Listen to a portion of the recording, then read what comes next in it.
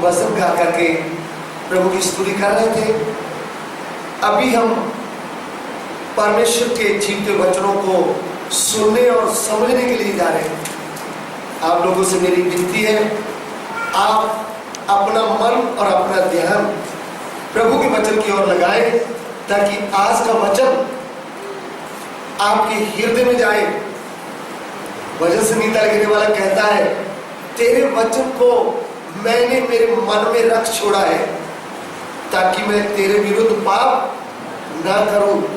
तो प्रभु का वचन ध्यान से सीखते हुए हमारे मन में रखने की वस्तु है। इसलिए जैसे हम इस शरीर के लिए अच्छा सा भोजन खाते हैं, वो हमें ऊर्जा देता है, ये हमारा आत्मिक भोजन है जिसको हम ध्यान से खाएंगे तो हम आत्मा में बलवंत हो जाएंगे। इसके लिए आइए हम प्रभु के वचन से, जो हम कल से सीख रहे हैं, मत्ती सुसमाचार उसका 16 अध्याय उसका 18 वचन। और मैं भी तुझसे कहता हूँ कि तू पतरस है और मैं इस पत्थर पर अपनी कलीसिया बनाऊंगा और अधोलोक के फाटक उस पर प्रबल न होंगे। आमीन। गुजराती में અને હું પણ તને કહું છું કે તું પિત્તર છે ને આ પથ્થર પર હું મારી મંડળી બાંધીશ ને તેની વિરુદ્ધ હાદેસની સત્તાનો જોર નહીં ચાલે। आमीन। प्रिय प्रभु, एक बार फिर तेरे वचनों को हम सीखने जा रहे हैं। आपका वचन हमसे बातें करता है। प्रभु, आज फिर तेरा वचन तेरे लोगों में तू प्रकट कर। इस वचन के विरोध में उठने वाली अंधकार की शक्तियों को यीशु मसीह के नाम से हम बांध देते हैं और आज्ञा देते हैं, दूर हट जाए, एक एक की बुद्धि से दूर हो जाए। प्रभु, तेरा नाम हमारे बीच में महिमा पाए। पिता, हमारी विनती को ग्रहण कीजिए, यीशु मसीह के पवित्र नाम से मांगते हैं, आमीन। हिंदी में फिर एक बार। और मैं भी तुझसे कहता हूँ कि तू पतरस है और मैं इस पत्थर पर अपनी कलीसिया बनाऊंगा और अधोलोक के फाटक उस पर प्रबल न होंगे। ध्यान दीजिए मेरी ओर। आपने वचन पढ़ लिया तो भी ध्यान दें। यहां पे प्रभु यीशु कहता है, मैं मेरी कलीसिया बनाऊंगा। कलीसिया के बारे में मैंने आपको बताया था। कलीसिया हिंदी में कलीसिया, इंग्लिश में चर्च, और यूनानी भाषा में इक्लेसिया। इसका मतलब उनमें से बुलाए हुए लोग, या फिर सब जातियों में से, सब भाषा बोलने वाले लोगों में से चुनकर अलग किया हुआ एक झुंड। नंबर 1, प्रभु यीशु मसीह के पवित्र खून से मोल लिए हुआ का एक झुंड, या फिर उद्धार पाए हुए लोगों का एक झुंड। तो ये बातें हमने सीखा है। फिर मैंने आपको बताया कि कलीसिया का जो सच्चा उपदेश है वो किधर से शुरू होता है? पवित्र आत्मा की सामर्थ्य के द्वारा। तो पवित्र आत्मा कलीसिया का शुरुआत किया है। कलीसिया के विखे पिता ने योजना बनाया, प्रभु यीशु ने कीमत दिया है, और पवित्र आत्मा कलीसिया का काम शुरू किया है बनाने के लिए।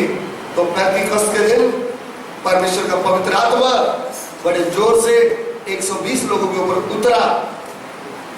फिर पतरस प्रेरित खड़ा होकर के प्रभु का वचन का प्रचार किया। आइए देखिए हम प्रेरितों के काम उसका 2 अध्याय उसका 37 और 38 वचन। प्रेरितों के काम उसका 2 अध्याय उसका 37 और 38 वचन। तब सुनने वालों के हृदय जीत गए और वे पतरस और शेष प्रेरितों से पूछने लगे, हे भाइयों, हम क्या करें?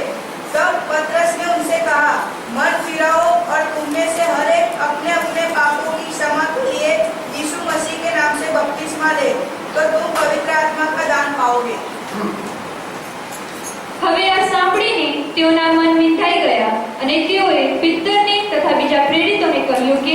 ભાઈઓ, અમે શું કરીએ? ત્યારે પિત્તરે તેઓને કહ્યું કે પસ્તાવો કરો અને ઈસુ ખ્રિસ્તને નામે તમારામાંના દરેક બપ્તિસ્મા પામો કે તમારા પાપનું નિવારણ થાય અને તમને પવિત્ર આત્માનું દાન મળશે.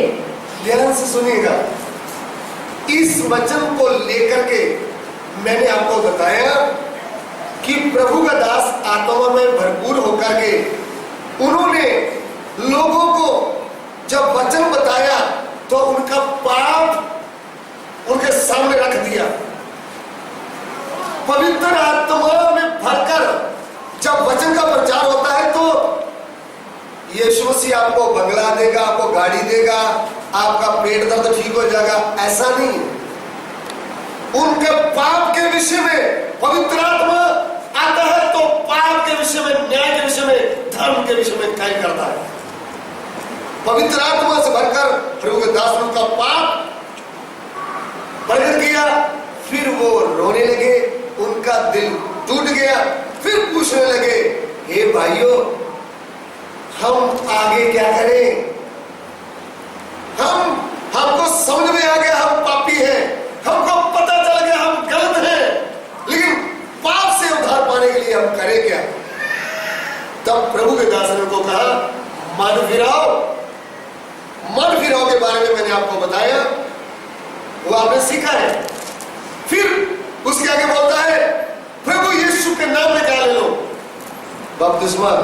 तो इसके बारे में भी आपको मैंने बताया कि अभी एक नई संस्था चली है, वो बोलते हैं ओनली जीसस, यानी सिर्फ यीशु ही है, उसके नाम में क्या लेना चाहिए. तो मैंने आपको बताया परमेश्वर बोलने से खाली यीशु नहीं, परमेश्वर बोला तो पिता है, पुत्र है और पवित्र आत्मा, तीनों मिला के एक परमेश्वर है. रात को मैंने एक बेटे को उधर खड़ा किया, मैंने उदाहरण दिया कि उसका नाम जेकब है. एक जेकब में 3 भाग है, शरीर है, प्राण है और आत्मा है, तीनों मिलाकर के एक जेकब है. ऐसा ही एक परमेश्वर बोलने से पिता है, पुत्र है और पवित्र आत्मा. तो हमारा प्रभु यीशु जब तीसरे दिन मुर्दों में से जी उठा, उन्होंने शिष्यों को बुलाया और उनको आज्ञा दिया, तुम जाकर सब जाति के लोगों को क्या बना दो? चेला बनाओ.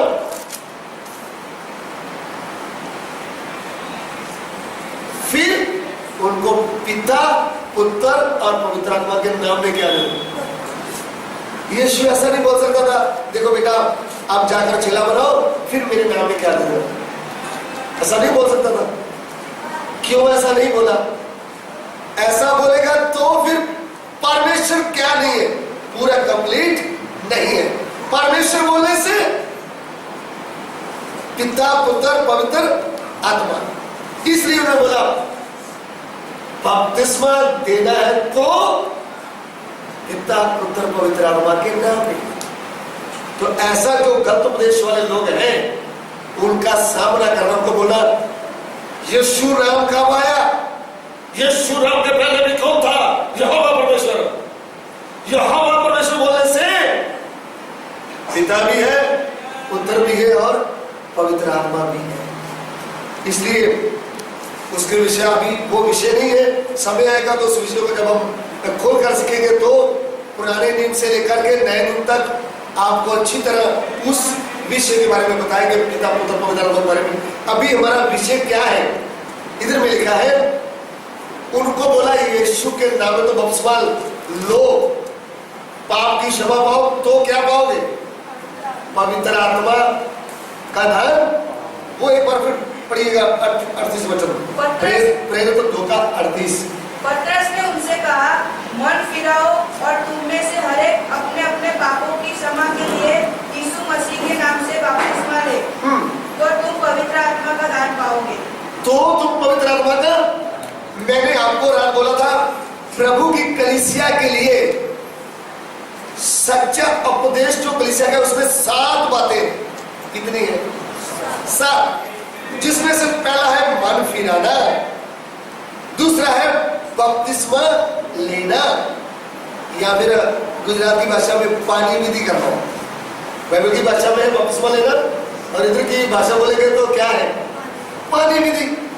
उसमें कोई धर्म परिवर्तन का, उसमें कोई नाम परिवर्तन का, उसमें कोई ईसाई बनने का मतलब कोई रहता नहीं है। क्या करने का, पानी विधि। ये तो आप समझते हैं कि नहीं, पानी विधि। तो नंबर क्या है तीसरा, पवित्र आत्मा का दान पाओगे। प्रभु यीशु की कलीसिया बनना है तो हमको उसकी आज्ञा मानना है। और तीसरे नंबर पे क्या आता है, पवित्र आत्मा का दान पाओगे। तो मैंने आपको बताया, पिता ने योजना बनाया, प्रभु यीशु ने कीमत दिया और पवित्र आत्मा ने कलीसिया का काम शुरू किया। पेंतिकोस्त के दिन ही पवित्र आत्मा से भर गए और प्रभु की कलीसिया का काम क्या हुआ, शुरू हुआ। प्रेरितों के काम उसका 2 अध्याय, उसका 48 वचन पढ़ेंगे। जिन्होंने उसका वचन ग्रहण किया उन्होंने बपतिस्मा लिया और उसी दिन 3000 मनुष्यों के लगभग उनमें मिल गए। ત્યારે જેઓએ તેની વાત સ્વીકારી તેઓ બાપ્તિસ્મા પામ્યા અને તે જ દિવસે 3000 માણસ ઉમેરાયા। हालेलुया। यहाँ पे ध्यान देना, इधर में ऐसा लिखा है जितनों का पेट दर्द ठीक हो गया, जितनों के भीतर से दुष्टात्मा निकल गया, जिनको गाड़ी मिल गया, उन्होंने आकर क्या लिया बपतिस्मा लिया, ऐसा लिखा है? ऐसा कुछ भी लिखा? ये पेट दर्द वाले, दुष्टात्मा से चंगे होने वाले, बेटे की आशीष पाना, गाड़ी की आशीष पाना, ऐसे वाले सब कलीसिया से क्या थे, बाहर। ऐसे वाले को कलीसिया बोला ये तो फ्री में है, प्रभु के पास आए और प्रभु के राज को देखें, वो सच्चाई है, वो सामर्थ्य है, वो आपको दिखने में मिलेगा। लेकिन कलीसिया कौन है, जिन्होंने वचन को क्या किया, ग्रहण किया।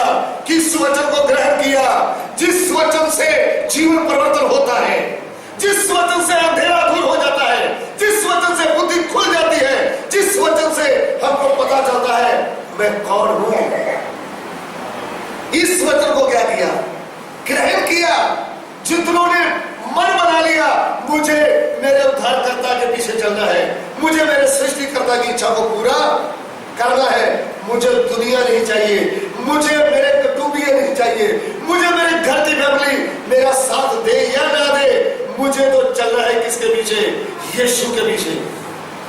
इसलिए जब बपतिस्मा का समय होता है ना, तो कभी कभी हम गाना बोल देते हैं, अगर कोई मेरे साथ आए, अगर कोई मेरे साथ आए, अगर कोई मेरे साथ आए, ना लौटूंगा, ना लौटूंगा, यीशु के पीछे मैं चलने लगा, यीशु के पीछे मैं चलने लगा, यीशु के पीछे मैं चलने लगा, ना लौटूंगा, ना लौटूंगा।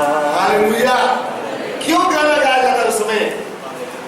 जो यीशु के पीछे चलने वाला है वो दुनिया को नहीं देखता, वो धर्म जाति को नहीं देखता, वो अपने कुटुंबियों को नहीं देखता, वो अपने घर की फैमिली को नहीं देखता, वो किसको देखता है, मुझे प्यार करने वाला, मुझे बनाने वाला, मेरे लिए क्रूस पर जान देने वाला, मेरा पवित्र प्रेमी, मेरा उद्धारकर्ता ने मुझे प्रेम किया है, उसने मुझे प्रेम किया है, तो मैं भी उसको प्रेम करूंगी, मैं भी उसको प्रेम करूंगा।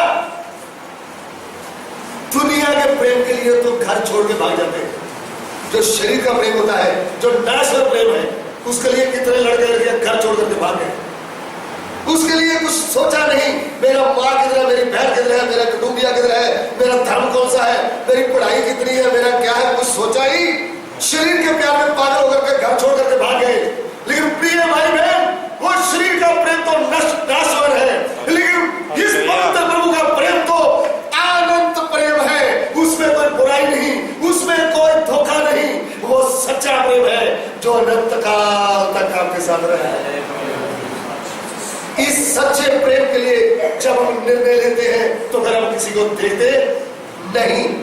ये नहीं सोचते मेरा शादी होगा कि नहीं होगा, मेरे घर वाले तो विश्वास में थे नहीं।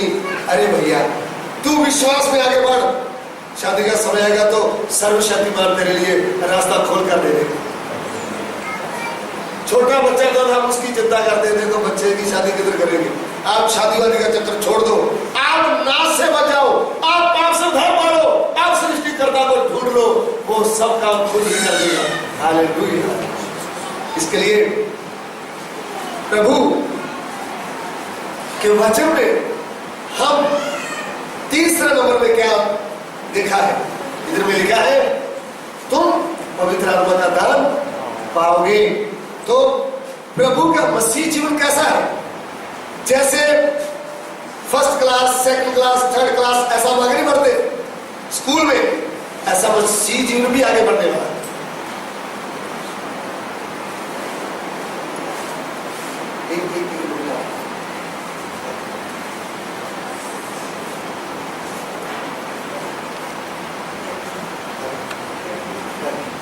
ये बेटे को आप देखिए, इधर का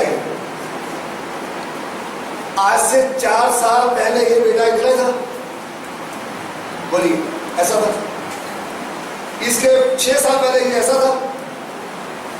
पहले कैसा होगा? छोटा होगा कि नहीं? असली आप इसको जानते हैं। पहले छोटा था, पहले छोटा था, फिर बड़ा हो गया, फिर अभी दूसरी क्या है? ये शरीर में बड़ा है कि नहीं? आप बताइए मुझे। अगर अभी इसकी एज है 14 साल, तो समझ लीजिए इसकी 14 साल एज होती तो ये इतना ही होता। तो घर वाले को घबराना था, हमारे बेटे को डॉक्टर को चेक कराए, क्या हो गया, ये क्या नहीं हुआ, बड़ा ही नहीं, इतना ही था। अभी ऐसा ही है तो खाता भी बहुत है, पीता भी बहुत है, लेकिन क्या नहीं हो रहा, आगे नहीं बढ़ रहा। तो मुश्किल में बात होगी कि नहीं? सोचो आप ये थोड़ा जाओ। उदाहरण ये मेरा बेटा है, समझो, ठीक है? थोड़ी देर तो ये 20 साल का हो गया है। कितने साल का हुआ नहीं? आप उदाहरण के लिए कितने साल का है? मैं बाप हूं और माँ है, हमको चिंता लगेगी कि नहीं? क्या चिंता लगेगी? कल को किसी शादी करना है, बोलेंगे देखो बेटा, बोलेंगे इतनी लड़की कम साल है भाई, सवाल उठेगा कि नहीं? इसको बोले हम इसको फॉर्म में भर्ती करना, बोले कि ये फॉर्म में भर्ती होगा, इसका तो आईडी नहीं है, कुछ होगा ही नहीं इसका। ये ऑफिस में भी जाएगा तो लोग हंसेंगे, भैया मैटर का आईडी कितना है, कुर्सी में दिखेगा तो कुर्सी भी ऊंची है बड़ी, इसके लिए ये अभी बड़े आप चिंता करना पड़ जाएगा, ठीक है? ऐसे उदाहरण दे रहा हूं। तो चिंता लगती है कि नहीं? जैसे ये पहले छोटा था, अभी ऐसा हुआ, इसके आगे भी क्या करेगा? ऐसा है मसीह जीवन। हम 4 साल हो गए, हम तो 5 साल से आ रहे हैं, हम तो 6 साल से आ रहे हैं, तो फिर भी आपके जीवन में आत्मा में आप आगे नहीं बढ़े तो प्रभु के दासों को क्या होती है? चिंता लगती है। ये तो बहन ऐसे की वैसी है, जब से आ रही है, अभी प्रार्थना करना भी नहीं आया और बपतिस्मा भी नहीं हुआ, पवित्र आत्मा भी नहीं मिला, आत्मा में आगे बढ़ा ही नहीं, खुद वचन पढ़ता ही नहीं, संडे को खाली आता है, आधा सो करके आगे, आधा बैठ करके चले जाता है, कुछ पढ़ने पड़ता, ऐसा नहीं। अगर सही में प्रभु का दास है तो उसको क्या आएगी? जैसे माँ को बच्चे की चिंता आती है, उसको भी चिंता लगती है कि नहीं लगती? अगर चिंता नहीं लगेगी तो प्रभु हमारे हाथ में आत्मा देगा ही नहीं। ये जो आप आए हैं, ये हमारे बाप का क्या नहीं है संपत्ति, ये परम पिता परमेश्वर के खून से लिए हुए लोग हैं। इनको आत्मा में आगे बढ़ाना है, इनको स्वर्ग के लिए तैयार करना है, प्रभु के साथ आपका हाथ एक दिन पकड़ाना है। जैसे मंगनी सगाई होती है ना, सगाई होती है तो एक दिन आता है, लड़की का हाथ हम किसके हाथ में देते हैं? लड़के के हाथ में देते हैं कि नहीं? कि ऐसे 10 साल सगाई करके छोड़ा रहता है, नहीं शादी नहीं करने का, शादी होती है कि नहीं? ऐसा हमने जब विश्वास किया, बपतिस्मा लिया, तो हमारा सगाई किसके साथ हो गया है? प्रभु यीशु के साथ, राजाओं का राजा प्रभु के साथ।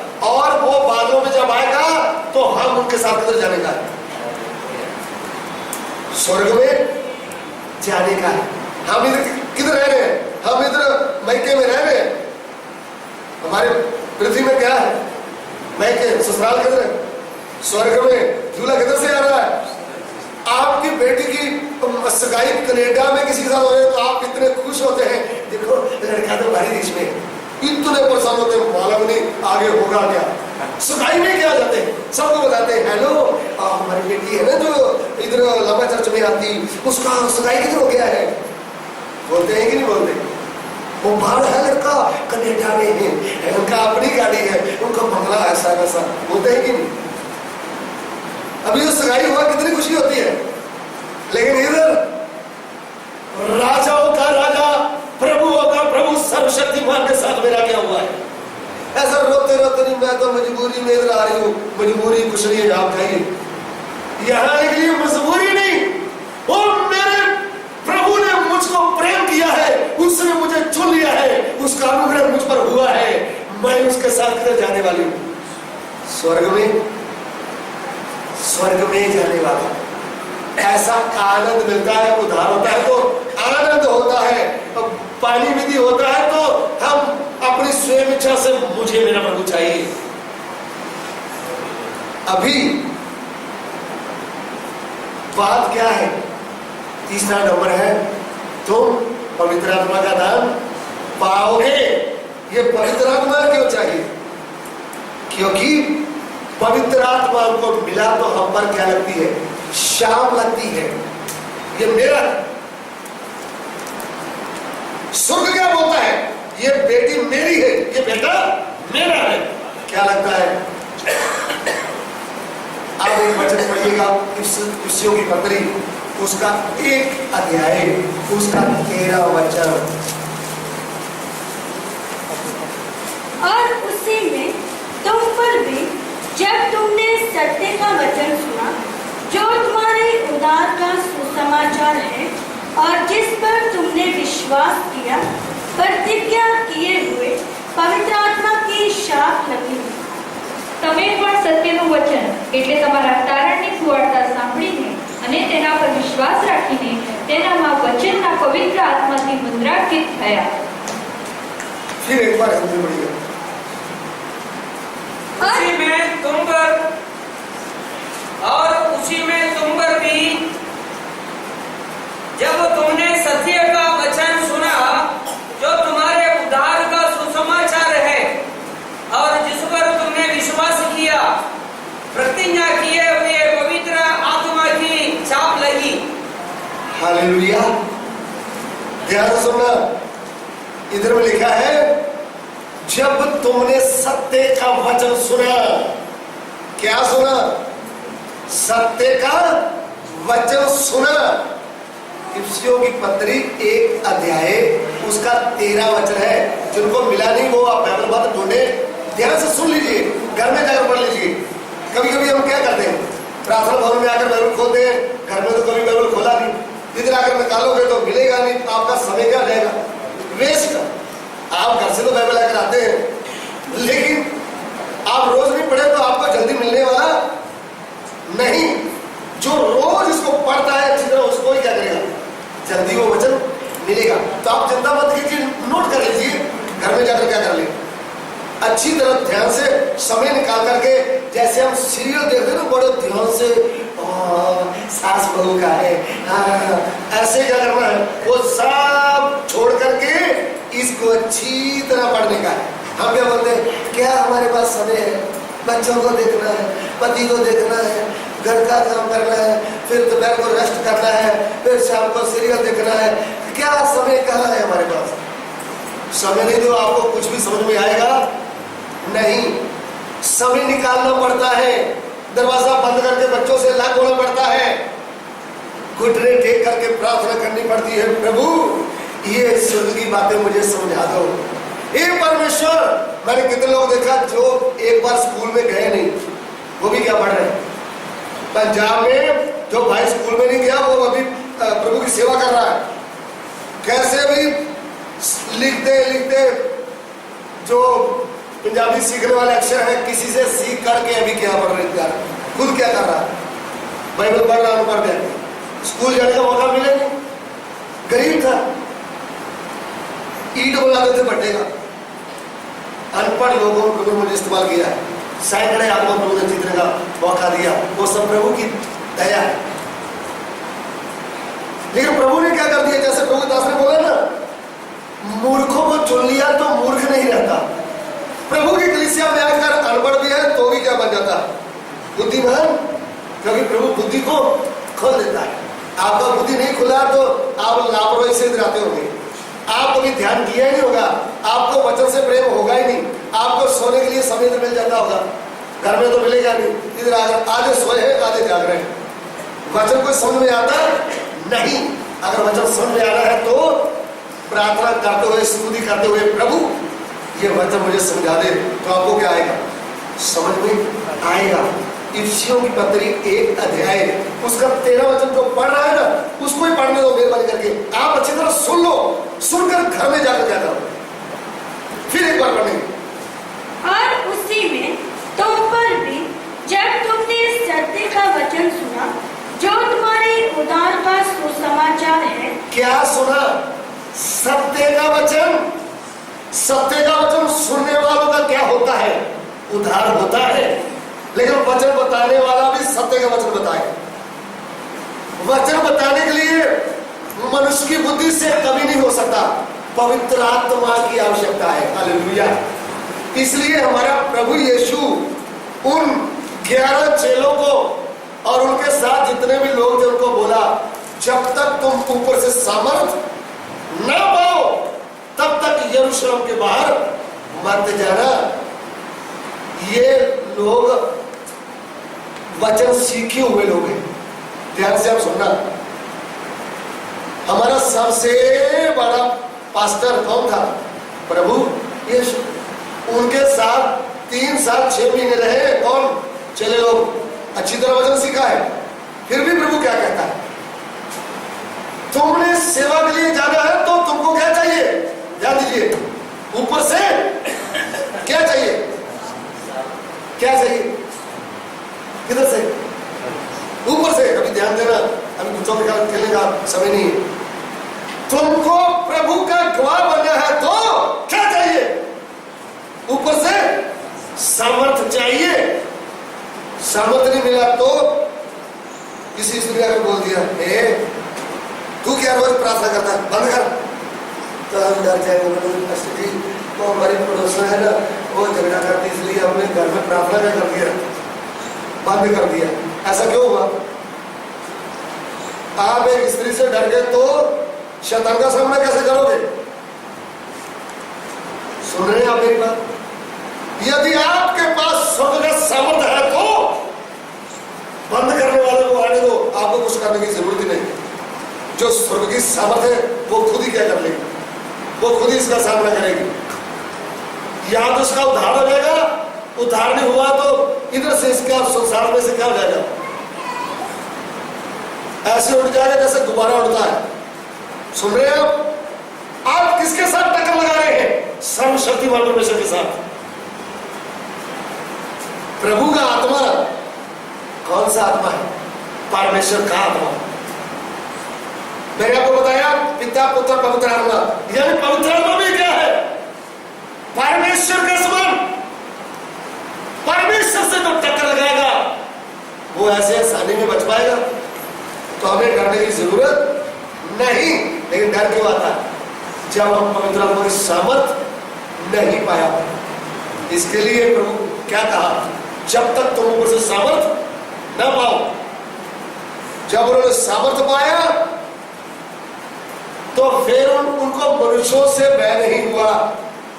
उस समय के अधिकारी लोगों को पकड़ा, बोला देखो तुम लोगों को जेल में डाल देंगे, डाल भी दिया था, तुमने क्या नहीं करना, आगे को दूसरे के पास जाकर यीशु का नाम लेना ही नहीं। उन्होंने बोला भाइयों क्या ये ऐसा हो सकता कि हम परमेश्वर की बातें छोड़कर आपकी बातें माने? ये हो ही नहीं सकता। हम कैसे रुक सकते हैं?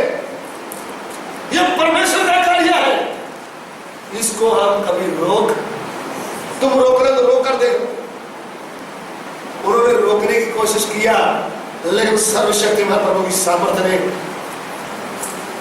उनको रोक नहीं सके, वो अपने दासों को आगे लेकर जाता रहा।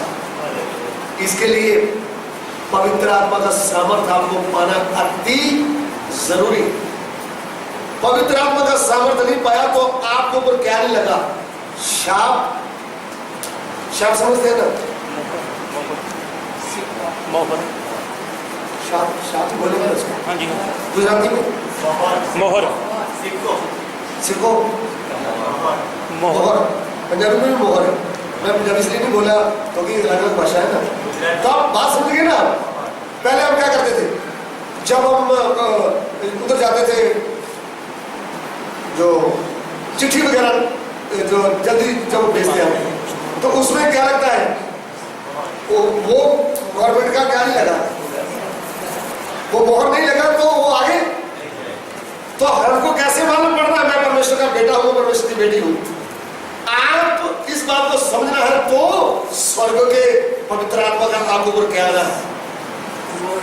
मोहर लगना है। यानी पवित्र आत्मा की शक्ति से आपको भरपूर होना है। इसके लिए पवित्र आत्मा की सामर्थ्य आपके लिए अति जरूरी है। किस किस के लिए जरूरी है? सबके लिए। जिसका उद्धार हुआ, इधर में लिखा है, जब सत्य का वचन तुम्हारे पास आया तुमने क्या पाया? उद्धार पाया। फिर आपके ऊपर क्या लगा? पवित्र आत्मा का मोहर लगा, ये शाप लगा। तो पहली सदी की कलीसिया में जो भी उद्धार पाता था, पाती थी, पानी का बपतिस्मा लेता था, फिर उसका अगला कदम क्या था? पवित्र आत्मा की सामर्थ्य को पाना। अभी इसमें से एक वचन पढ़ेंगे, प्रेरितों के काम। प्रेरितों के काम, उसका 8 अध्याय,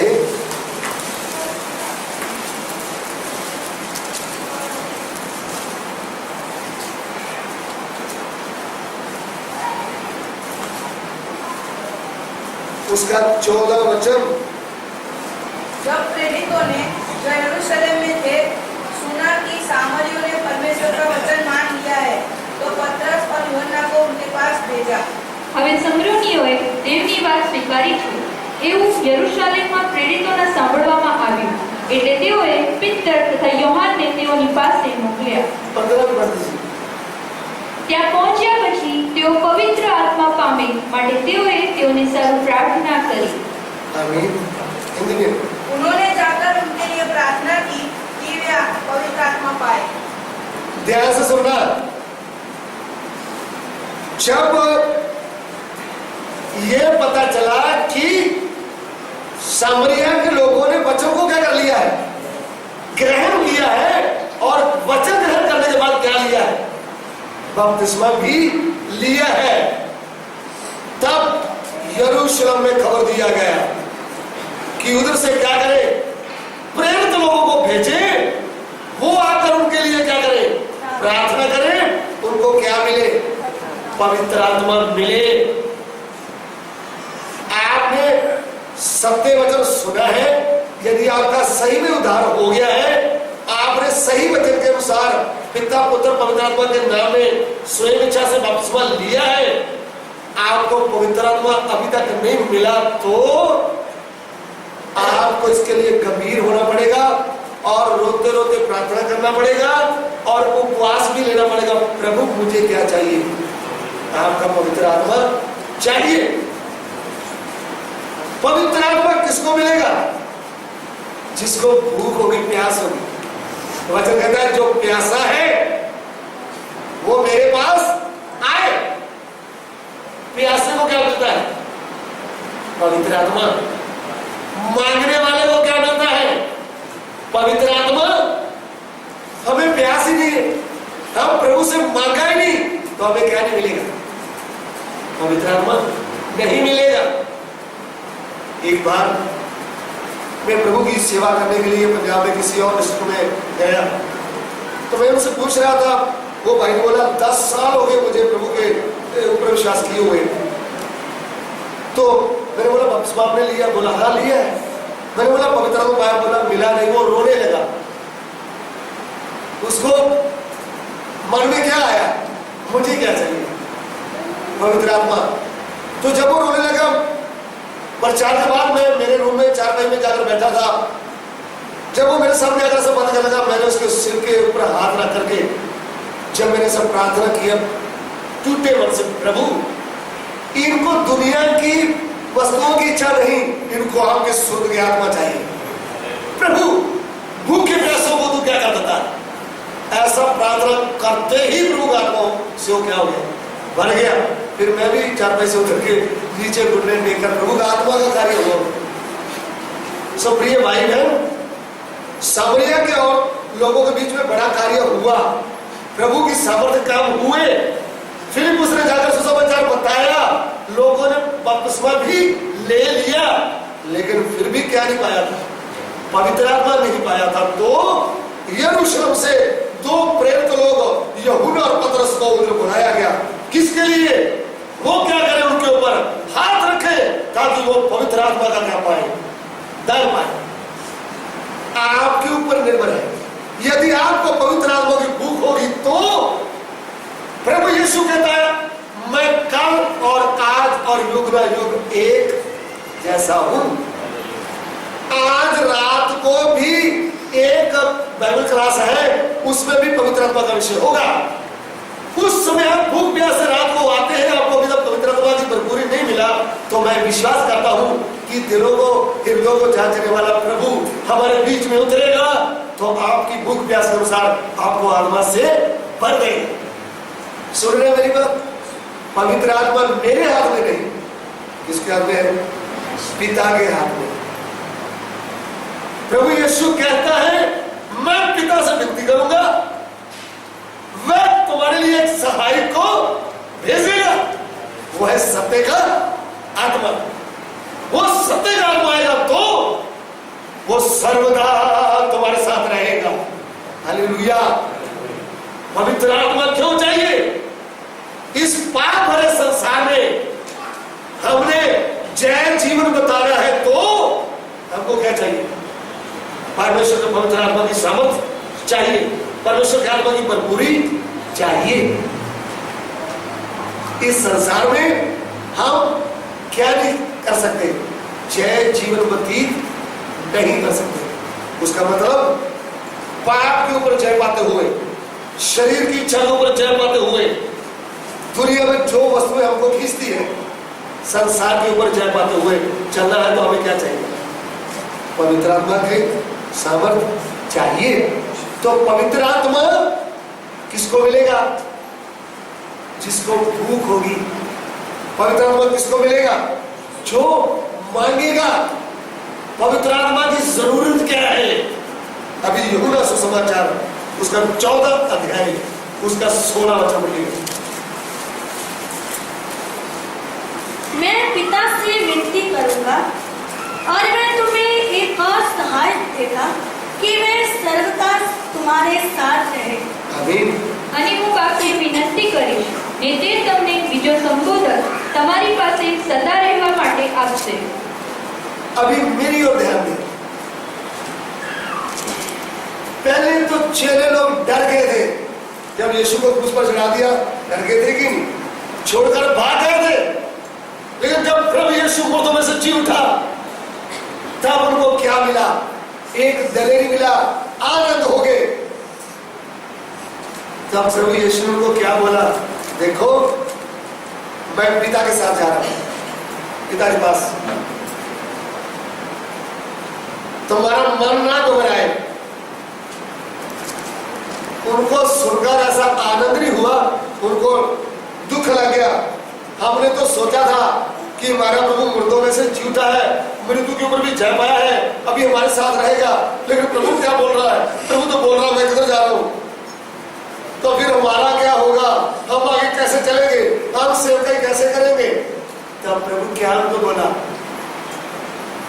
मैं पिता के पास जा रहा हूं, मैं पिता से विनती करूंगा, वह तुम्हारे लिए एक सहायक भेजेगा। सहायक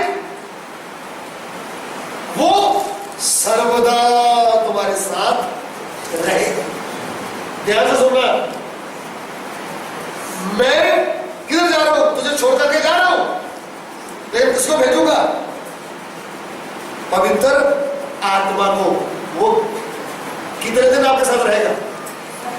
सर्वदा। पहली बात, पवित्र आत्मा क्यों चाहिए? क्योंकि वह हमारे साथ क्या रहेगा? सर्वदा। जब भी संकट आए, जब भी बीमारी आए, जब भी लोग विरोध आ जाए, जब भी आपके ऊपर समस्या आएगी, आप अकेले नहीं, परमेश्वर का आत्मा आपके साथ खड़ा है। हालेलुया। अभी ये जेकब जी है, ये मेरे बॉडीगार्ड है। उदाहरण, मैं कहीं जाता हूं तो मेरे साथ जाते हैं। इनके पास ये भी है, एक पिस्टल भी है मेरी रखवाली के लिए। मैं कहीं गया तो 4-5 लोग आए, उन्होंने पीछे जाकर 2-3 इसका गया, पिस्टल भी छीन लिया। तो जेकब डरते क्या हो गया? भाग गया।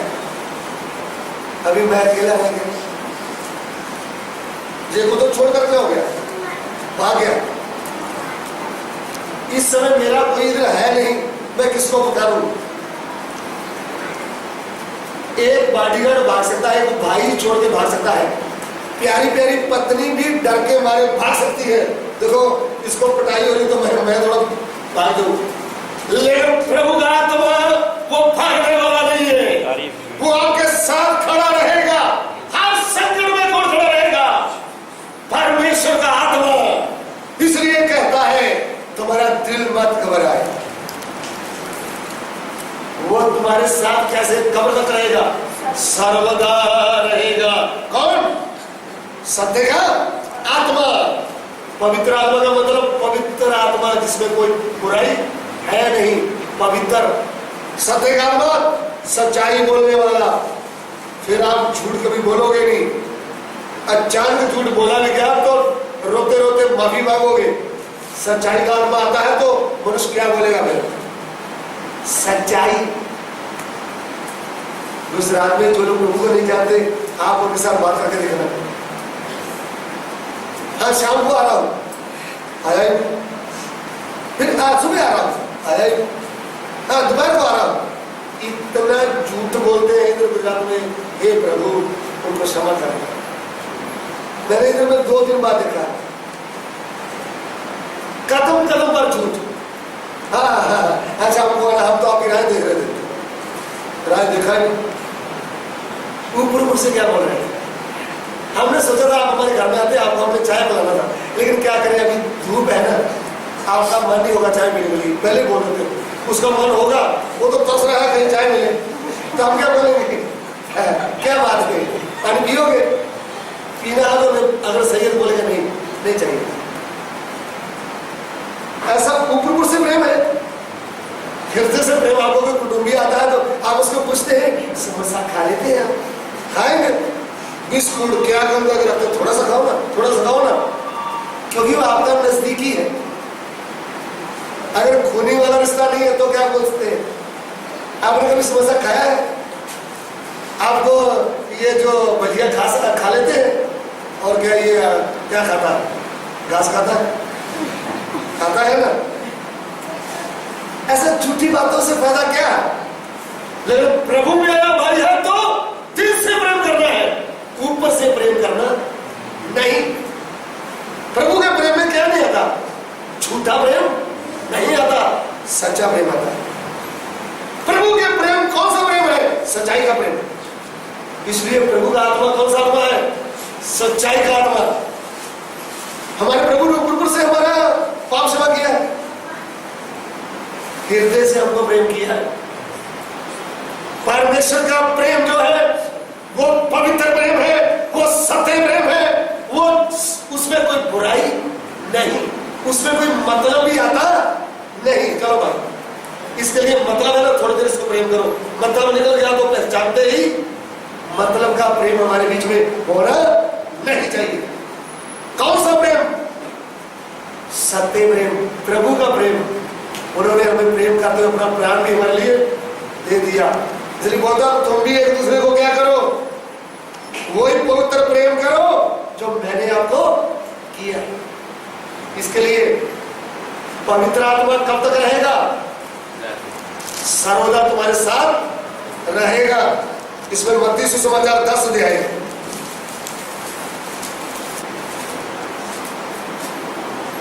16, 17, 18 पढ़िए।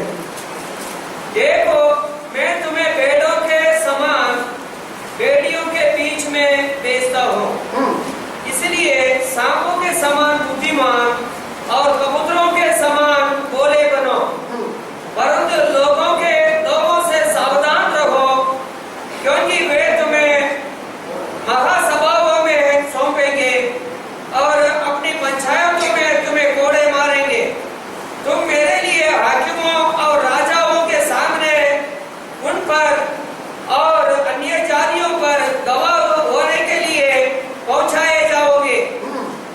जब वे तुम्हें पकड़वाएंगे तो ये चिंता न करना कि हम किस रीति से या क्या कहेंगे, क्योंकि जो कुछ तुमको कहना होगा वो उसी घड़ी तुम्हें बता दिया जाएगा, क्योंकि बोलने वाले तुम नहीं हो परंतु तुम्हारे पिता का आत्मा तुम्हें बोलता है। हालेलुया। किधर जब पंचायत में लगाकर लेके जाकर तुमको क्या मारेंगे? कोड़े भी लगाएंगे। अधिकारियों के सामने तुमको खड़ा किया जाएगा। किसके कारण?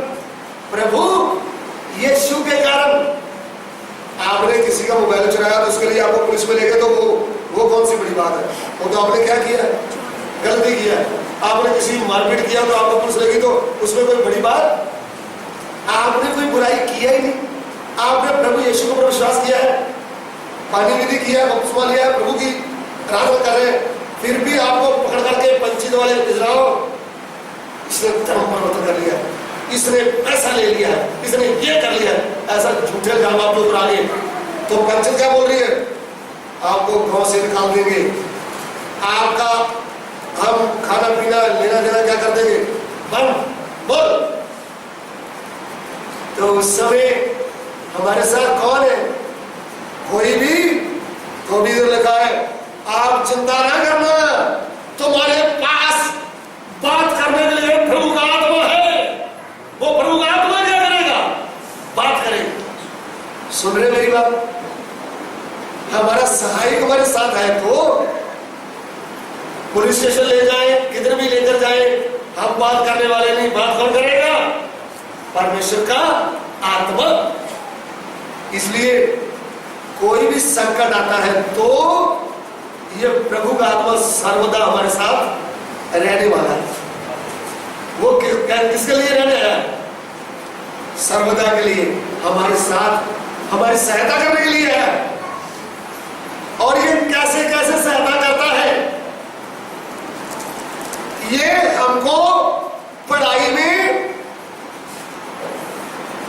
वचन पढ़ने में, सीखने में, याद करने में, हर बात में हमारी क्या करता है? सहायता करता है। इसका यूहन्ना 14 अध्याय उसका 26 वचन पढ़िए। परंतु जब वह सहायक आएगा, जिसे मैं तुम्हारे पास पिता की ओर से भेजूंगा, अर्थात सत्य का आत्मा जो पिता की ओर से निकलता है, तो वह मेरी गवाही देगा। कितना वचन पढ़ रहे हैं? 15 का 26 पढ़ रहे? परंतु सहायक अर्थात पवित्र आत्मा जिसे पिता मेरे नाम से भेजेगा, वो तुम्हें सब बातें सिखाएगा। हालेलुया। और जो कुछ मैंने तुमसे कहा है वो सब तुम्हें स्मरण करवाएगा। हाँ, ध्यान से सुनना। पहली बात, पवित्र आत्मा आपके ऊपर आएगा तो सर्वदा आपके साथ रहेगा, हर संकट में आपकी मदद करेगा। दूसरी बात, वो आत्मा जब आएगा तो फिर आप चुप नहीं बैठ सकते। वो यीशु के बारे में क्या देगा? दूसरों को साक्षी देगा। वो है यूहन्ना 15 का 26। एक बार फिर गुजराती में पढ़ दीजिए। પણ સંબોધક એટલે સત્યનો આત્મા જે બાપની પાસેથી નીકળે છે તેને હું બાપની પાસેથી તમારી પાસે મોકલી દઈશ। તે જ્યારે આવશે ત્યારે તે મારા સંબંધી સાક્ષી આપશે। हाँ, परंतु जब वह सहायक जाएगा, जिसे मैं तुम्हारे पास पिता की ओर से भेजूंगा, अर्थात सत्य का आत्मा जो पिता की ओर से निकलता है, तो वह मेरी गवाही देगा। आमीन। क्या देगा? संकट में आपके साथ कौन खड़ा है? प्रभु का आत्मा। और प्रभु यीशु के पीछे में दूसरों को बताने के लिए ये आपकी क्या करेगा? सहायता। फिर आपको डर नहीं आएगा। आप दलेरी के साथ क्या करेंगे?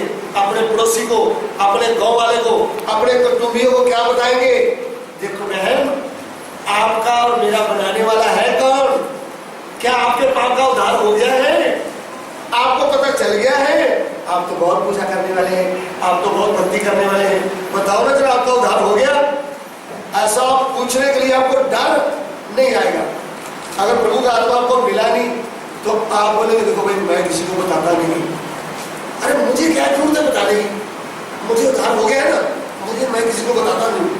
वो हमारे पड़ोस वाले थोड़ी मानते हैं, हमारे गांव वाले थोड़ी मानते हैं।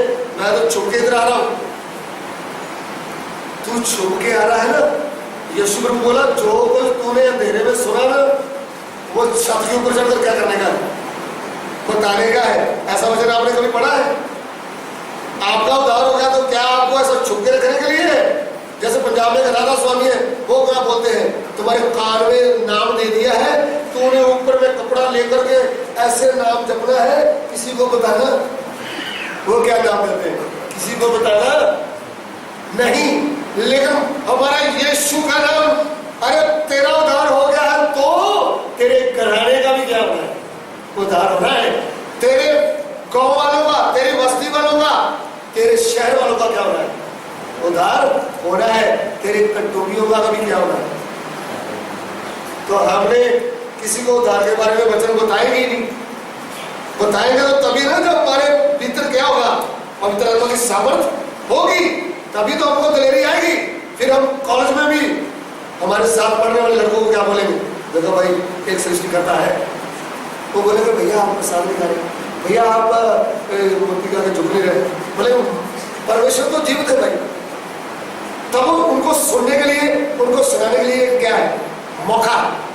बहन लोग कॉलेज जा रहे हैं तो देखो मैं तो किसी से बात ही नहीं करती हूँ, उनको क्या मालूम है, वो बहुत झगड़े हुए हैं, वो तो इधर में हर समय पूजा करते थे। हम उनको बताया नहीं तो फिर बताएगा कौन? आप उनको बताना है तो आपको पवित्र आत्मा की सामर्थ से भरना चाहिए। पवित्र आत्मा की सामर्थ नहीं पाया तो फिर आप कैसे यीशु के बारे में बताओगे? कौन बताएगा? फिर प्रभु किधर किधर से लोगों को लेकर आएगा, जिनको त्याग करके लेकर आएगा पवित्र आत्मा की भरपूरी से, वो फिर क्या करेगा? खोल करके बताएगा। लेकिन हमको मौका मिला, हमने उस मौके को क्या कर दिया? ठुकरा दिया। हमें फिर प्रभु से कोई प्रतिफल मिलेगा ही नहीं। प्रभु यीशु के गवाह बनना है। पवित्र आत्मा सही उतरा है तो क्या बनोगे? मेरे गवाह बनोगे। यीशु की गवाही देने के लिए क्या चाहिए हमको? पवित्र आत्मा की सामर्थ चाहिए। नहीं तो आपको डर लगता रहेगा। इसलिए अगर मुझे तू भी उधर जाता है ना में, अरे भाई मैं तो ऐसे गया था, फिर एकदम क्या बोलेंगे? झूठ बोलना पड़ेगा डर डर के मारे। अगर पवित्र आत्मा से भरे हैं तो हम बोलेंगे हाँ गया था, हाँ गया था। क्या करने? परम पिता की स्तुति करने, परम पिता के वचन सुनने गया था। आत्मा को उद्धार पाने के लिए जाना चाहिए ना। फिर ऐसा बोलेंगे आगे से, फिर डरेंगे नहीं। तो किसी ने अगर दारू पीने वाला 2 नंबर का आदमी अगर बोल दिया ये क्या हो रहा है, देखो भाई साहब देखो कुछ नहीं बोल रहा, हम तो क्या कर रहे हैं, भगवान का आराधना कर रहे हैं, ऐसा बोलने का है। इनको बोले नीचे बैठ आकर, तेरे को पता चलेगा हम क्या कर रहे हैं, बैठ इधर। हालेलुया। कौन हमारी सेवा करेगा? परमेश्वर का आत्मा। परमेश्वर का आत्मा में कितनी सामर्थ है आपको मालूम है? शमशूर को परमेश्वर ने चुन लिया। तू इस्राएली लोगों को क्या करेगा? दुश्मनों के बस से छुड़ाएगा। जब छुड़ाने के लिए उनको आत्मा दिया तो लड़ाई लड़ने से, मनुष्यों के साथ लड़ाई लड़ने से पहले सामने एक सिंह आ गया, जवान सिंह आया, उनके हाथ में लाठी भी नहीं है, तलवार भी नहीं, कुछ भी। परमेश्वर की आत्मा ने उनके हाथों को ऐसे लोहे का से बना दिया। उन्होंने सिंह का सामना किया और उसको मार डाला। किसके साथ? परमेश्वर की समझ के द्वारा। सुन रहे हैं आप? परमेश्वर का आत्मा बोल देते डरपोक आत्मा नहीं, धनुर्धर का समझ का आत्मा। किसका सामना किया? सिंह का सामना किया। उस समय का इतिहास वाले लोग भी हैरान हो गए। अरे सिंह का शिकार करना है तो तलवार चाहिए, भाला चाहिए, कितने लोग चाहिए, लेकिन ये शमशूर ने सिंह को कैसे मार डाला? तलवार भी नहीं है, भाला भी नहीं है, शेर के शरीर में जख्म भी, मारा कैसे?